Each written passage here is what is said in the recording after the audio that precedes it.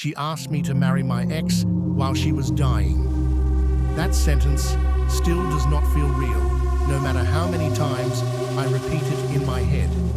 This is my story, exactly as it happened to me. 6 years ago, my closest friend married my ex-boyfriend. Before the wedding, I warned her. I told her plainly that if she went ahead with it, I would not feel comfortable visiting her home.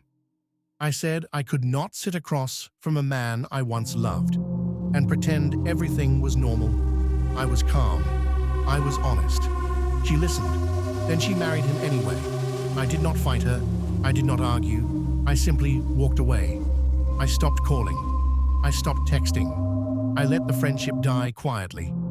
Months passed, then years. Life moved on, or at least I thought it did. 6 years later, on an ordinary afternoon, my phone rang. It was her number. I almost ignored it. When I answered, her voice was faint and tired. She said she was in the hospital. She said she was very sick. She said she needed to see me. Not soon, not someday. She needed me now.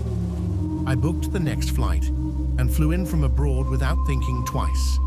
At the hospital, everything felt heavy.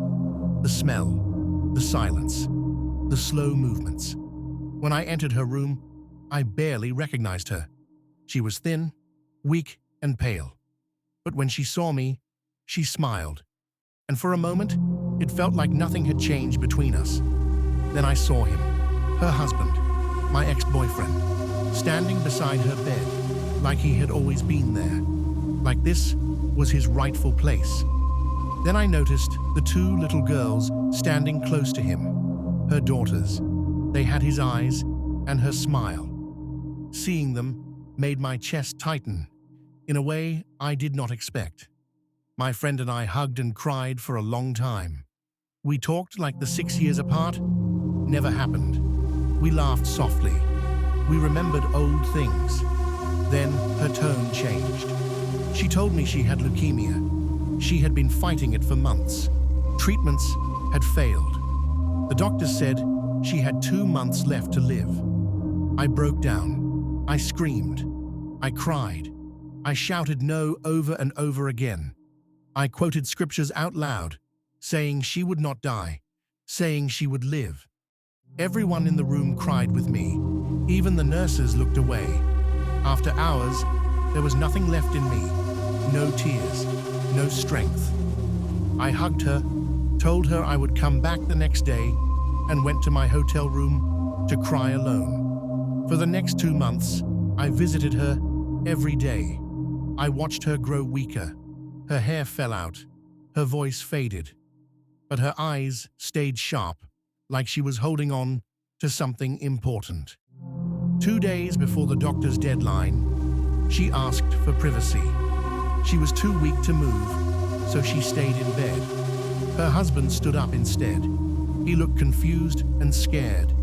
He kissed her forehead and walked out quietly, closing the door behind him. It was just the two of us. She held my hand. Her grip was weak but firm. Then she said it. "Please, when I'm gone, marry my husband." The words did not register at first. I stared at her, waiting for her to say it was a joke. She was serious.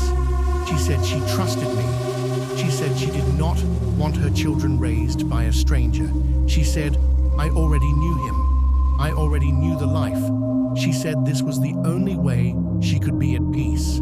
I felt sick. This was the man I once loved. The man who hurt me. The man who became her husband.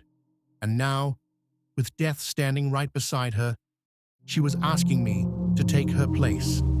I asked for time to think. She nodded slowly, watching my face like she was trying to read my soul. I left the room shaking, knowing that whatever choice I made would change everything.